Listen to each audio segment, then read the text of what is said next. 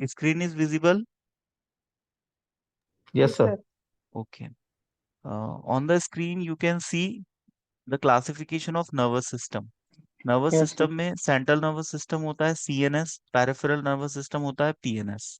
Central nervous system में आता है ब्रेन और स्पाइनल कॉर्ड, और पेरिफेरल नर्वस सिस्टम में आता है सोमैटिक नर्वस सिस्टम और ऑटोनोमिक नर्वस सिस्टम। ऑटोनोमिक में दो होते हैं, सिंपैथेटिक और पैरासिम्पैथेटिक। ठीक है। अब इस क्लासिफिकेशन को आप ध्यान से देखो। कल मैंने जो ड्रग्स पढ़ाए थे आपको, नार्कोटिक्स, तो वो कहाँ काम करते हैं? सेंट्रल नर्वस सिस्टम पे, क्योंकि उनके जो रिसेप्टार होते हैं वो ब्रेन और स्पाइनल कॉर्ड पे प्रेजेंट रहते हैं। अब रिसेप्टार क्या होता है? रिसेप्टार सेल की सरफेस पे प्रोटीन के स्ट्रक्चर्स होते हैं जिसपे ड्रग या बायो मॉलिक्यूल या लिगेंड या एगोनिस्ट बाइंड करता है। ठीक है। अब हम समझते हैं एगोनिस्ट क्या होता है ना।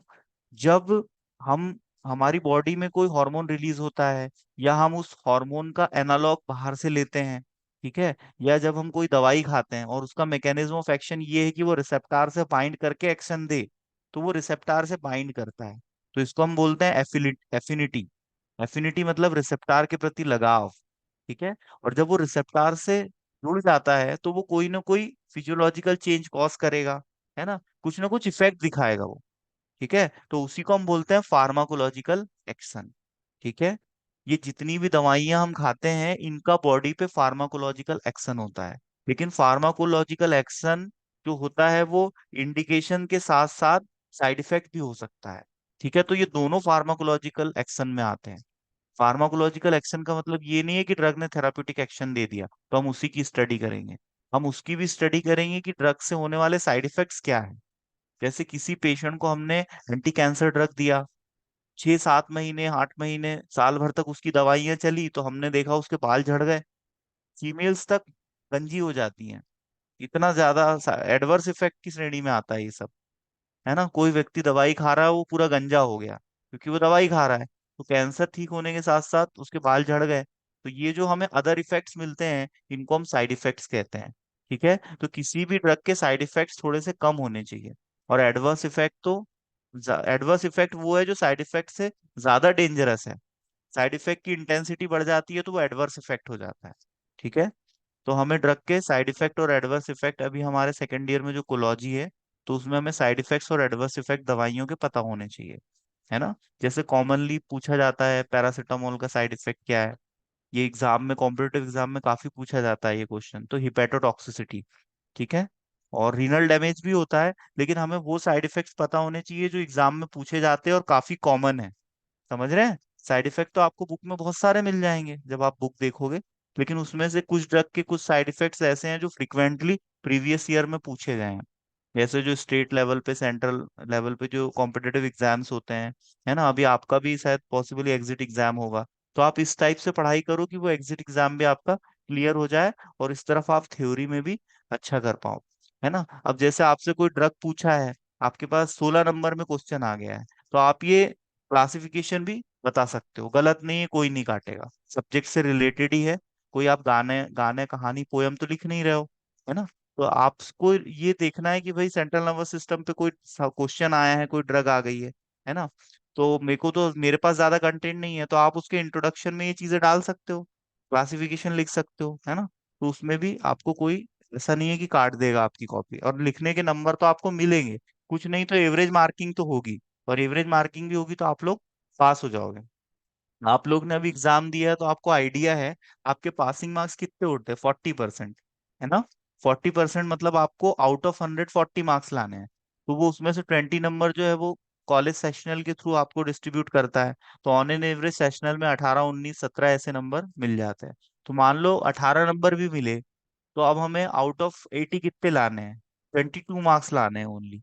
तो 22 मार्क्स 80 में से लाना टफ है क्या? 30% से भी कम हो रहा है शायद, है ना।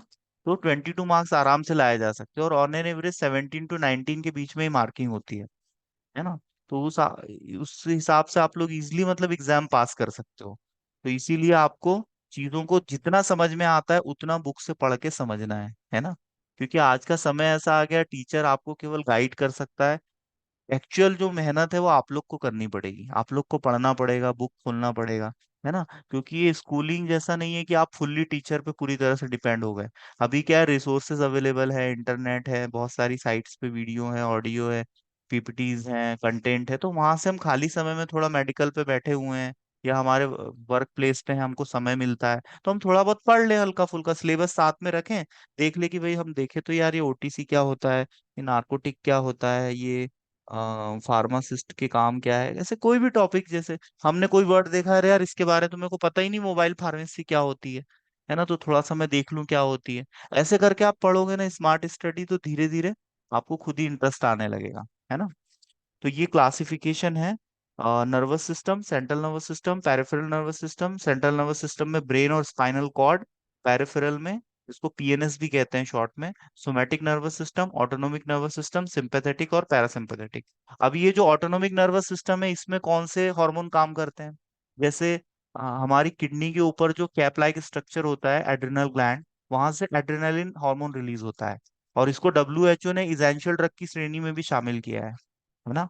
ऑक्सीटोसिन को भी इसेंशियल ड्रग की लिस्ट में शामिल किया गया है। इसेंशियल ड्रग क्या होते हैं, ऐसे ड्रग्स जो डेली लाइफ रूटीन में डॉक्टर द्वारा ट्रीटमेंट में काफी यूज किए जाते हैं, डेली बेसिस पे हॉस्पिटल्स में, जो फ्रिक्वेंटली यूज होते हैं, है ना। जैसे आपने देखा होगा पीसीएम इतना कॉमन है कि एक बच्चा भी बता देगा बुखार की दवाई पीसीएम। इतना कॉमन क्यों है, क्योंकि बहुत ज्यादा यूज हो रहा है ना। हर व्यक्ति जीवन में कभी ना कभी पायरेसिया को फेस करता है, बुखार को, और बुखार में उसको पीसीएम चलता है, तो हर व्यक्ति जानता है। तो डब्ल्यूएचओ ने इसको भी इसेंशियल ड्रग की श्रेणी में रखा है कि भाई हर हॉस्पिटल में पैरासीटामोल अवेलेबल हो, जहां पर डिलीवरी हो रही है वहां पर ऑक्सीटोसिन अवेलेबल हो, जहां पर इमरजेंसी केसेस आ रहे हैं वहां पर एड्रेनालिन अवेलेबल हो, है ना। एक होता है इमरजेंसी ड्रग, इमरजेंसी ड्रग मतलब जो क्रिटिकल केसेस होते हैं उसमें यूज किए जाते हैं, इमरजेंसी में। और ये जितने भी ड्रग्स हैं ये अवेलेबल इसलिए होते हैं भाई, कोई ड्रग है उसकी पॉइजनिंग हो गई, ओवरडोज हो गया, है ना, पेशेंट ने कोई ड्रग ज्यादा खा लिया, तो उसकी पॉइजनिंग के लिए एंटीडोट भी अवेलेबल होना चाहिए। तो एड्रेनालिन इमरजेंसी ड्रग में भी आता है और एसेंशियल ड्रग लिस्ट में भी शामिल किया गया है। इंजेक्शन फॉर्म में आता है और काफी डाइल्यूटेड फॉर्म में इसको पेशेंट को दिया जाता है। तो वो किस पे काम करता है, आपका ऑटोनोमिक नर्वस सिस्टम पे। ऑटोनोमिक नर्वस सिस्टम क्या है, मैं अभी आपको पढ़ा रहा हूँ फिर भी मेरी सांसें चल रही हैं, है ना। मैंने अभी ब्रेकफास्ट किया तो डाइजेशन शुरू हो गया होगा, या हो रहा है मेरी बॉडी, तो अपने आप ही हो रहा है। मैं आपको पढ़ा रहा हूँ लेकिन मेरी बॉडी अपना काम कर रही है ना। मेरी बॉडी में फिल्ट्रेशन हो रहा है, किडनी फिल्ट्रेशन करेगी और यूरिन का फॉर्मेशन करेगी, तो वो भी हो रहा है। तो बहुत सारे ऐसे, मेरा हार्ट पंप कर रहा है ना। तो जितनी भी ऐसी प्रोसेस हैं जो अपने आप ही चल रही बॉडी में, जो कि ऑटोमेटिक मोड पे है, तो हम उसको ऑटोनोमिक नर्वस सिस्टम में पढ़ते हैं। और ऐसे ड्रग्स जो उन पे काम करते हैं हम उनको बोलते हैं drugs acting on autonomic nervous system. कहीं आप पढ़ोगे drug acting on peripheral nervous system, कहीं आएगा word drug acting on central nervous system, तो अब आप समझ जाओगे कि वो दवाइयां कहाँ पर काम कर रही हैं, है ना। कभी मैं कहूंगा कि भाई ये neuro transmitter central nervous system का है ना, ये neuro transmitter autonomic nervous system का है, तो आप समझ जाना। न्यूरो ट्रांसमीटर क्या होते हैं, हमारे बॉडी में न्यूरॉन एक दूसरे से कनेक्टेड है, ठीक है, और जहां पर न्यूरॉन एक दूसरे से कनेक्ट होता है उस प्लेस को हम बोलते हैं साइनेप्टिक क्लेफ्ट, ठीक है। तो वहां पर जो ट्रांसमिशन होता है वो न्यूरो के थ्रू होता है ना। और कुछ ऐसे हार्मोन है जो कि एज ए न्यूरो भी काम करते हैं, ठीक है। कुछ ऐसे हार्मोन है जो एज ए न्यूरो भी काम करते हैं और एज अ हार्मोन भी काम करते हैं, ठीक है।